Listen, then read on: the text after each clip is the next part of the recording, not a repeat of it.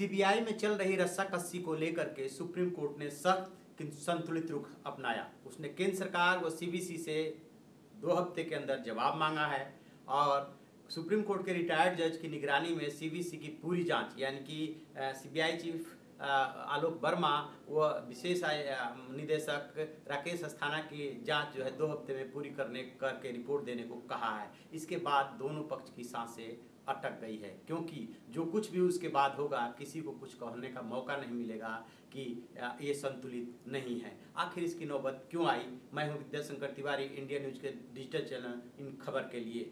आज काफ़ी गहमागहमी थी, सबकी नज़रें सुप्रीम कोर्ट की तरफ लगी थी, क्योंकि सीबीआई में जो कुछ चल रहा था उसको लेकर के बाहर जो राजनीति हो रही है उसने पूरे माहौल को पूरा गरमा दिया है। लेकिन सुप्रीम कोर्ट चलता है नियम कानून के आधार पे।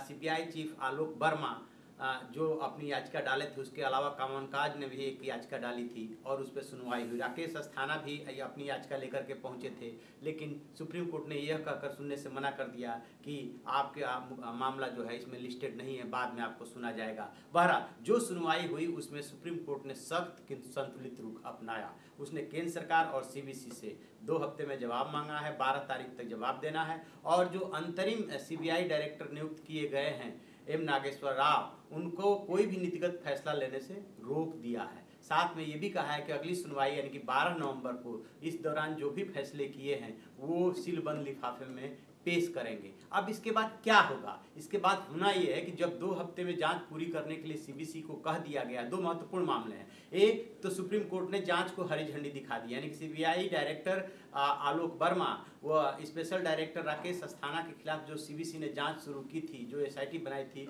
वो जांच होगी। लेकिन अब वो जांच सुप्रीम कोर्ट के रिटायर्ड जज की निगरानी में होगी, लिहाजा उसमें हेर फेर करने की गुंजाइश नहीं बचती है। बहुत ही फेयर जांच होगी और दोनों पक्षों को ये कहने का मौका नहीं मिलेगा कि फेयर जांच नहीं हुई। एक बात। दूसरा जो इसमें महत्वपूर्ण मसला है वो है कि क्या सीबीसी और केंद्र सरकार कोई ये अधिकार है कि जो सीबीआई का डायरेक्टर 2 साल के लिए प्रोटेक्टेड है, यानी कि 2 साल तक उसका कार्यकाल हर हाल में होगा, उसको बीच में छुट्टी पे भेजा जा सकता है? क्योंकि 2 साल का कार्यकाल का प्रोटेक्शन और ट्रांसफर को लेकर के तो क्लियर कट उसमें डीपीएससी एक्ट में प्रोविजन है, Delhi special police establishment act 1946 में ये क्लियर कट प्रोविजन है। लेकिन छुट्टी को लेकर के न होने की वजह से ये सवाल उठ रहा था कि सीबीसी ने किस आधार पर सिफारिश की और केंद्र सरकार ने किस आधार पर छुट्टी भेजा।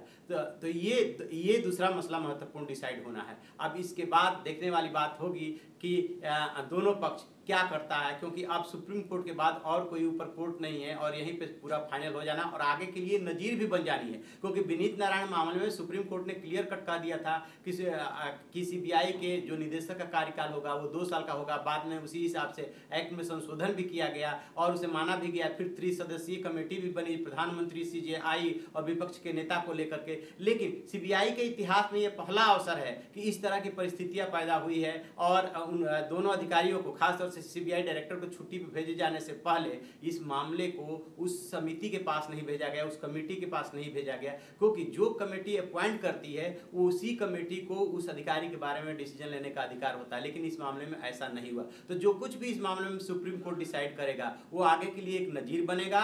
और दूसरी बात ये कि ये भी फैसला हो जाएगा कि कौन कितना भ्रष्ट है, क्या भ्रष्टाचार के आरोप जो राकेश अस्थाना पे लगे थे या राकेश अस्थाना ने जो आलोक वर्मा पे लगाए थे उसमें कितनी सच्चाई है। तो आप ऐसी खबरों के लिए देखते रहिए हमारा डिजिटल चैनल इन खबर और उसे सब्सक्राइब कीजिए।